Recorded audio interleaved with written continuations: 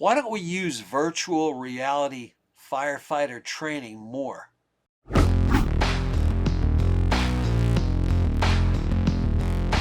This is Billy Goldfeder answering some questions from you as part of our What's Your Problem series hosted by FireRescue1.com and Lexipol. And here's today's question.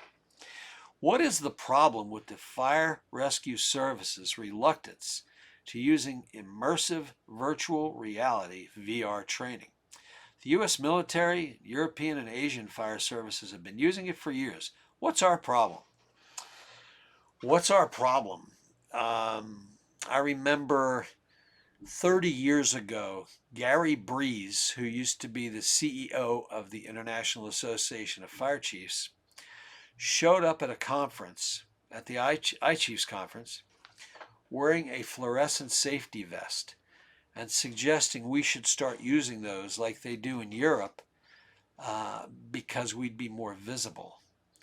And the idea died. It went nowhere. And fast forward 20 years later, 30 years later, we're doing it.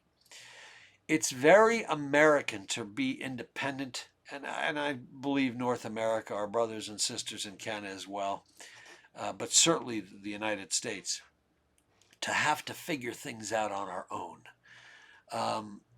I've always said if it works for FDNY, a certain tool or piece of equipment, it probably would work for Boston and maybe even in your fire department or Chicago or somewhere else. But we have to have our own evaluations. We have to have our own testing process to see if it'll work for us. You can see 2 or 3 communities that protect pretty much the same thing.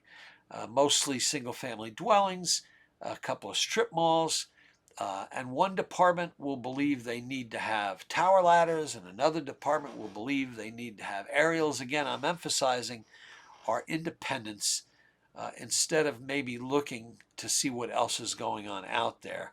And the problem is, while we may look to see what's out there, we often don't necessarily like it, or we're not comfortable with it, like a new pair of shoes.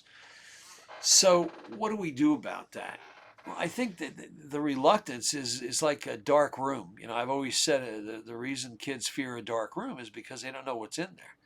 I think we fear change, and specific to your question about virtual reality training, because we don't really understand it. We're not sure. Oh, you're not getting dirty, you're not getting... Yeah, no, we're not. We're talking about adding this on to other ways that we can train to expand our opportunities for firefighters to train, not to replace anything. So the answer is look around. Look at how we operate. Look how it takes us a while to get where we need to go. I believe it was in the movie Backdraft when we saw a sign in the firehouse. 200 years of service unimpeded by progress. And I'm not dissing us. I subscribe to going slow in some areas as well. But if something's worked in a lot of areas, we at least have an obligation to open our eyes and see, hey, maybe that could work for us here. Let's see what the virtual reality training is. Let's see what this new form of EMS is, this new way of responding. Let's see what this new nozzle is about. At least take a look and see. If it doesn't work for us, let's move on. But it's not always what works for us. See, sometimes the people involved in making the decisions are not the ones who should be making those decisions. I always like to say, if we're going to buy a new pumper, let's get pump operators and officers, the people on the truck, involved in designing that, instead of those of us in the chief's offices, right? Get the people involved.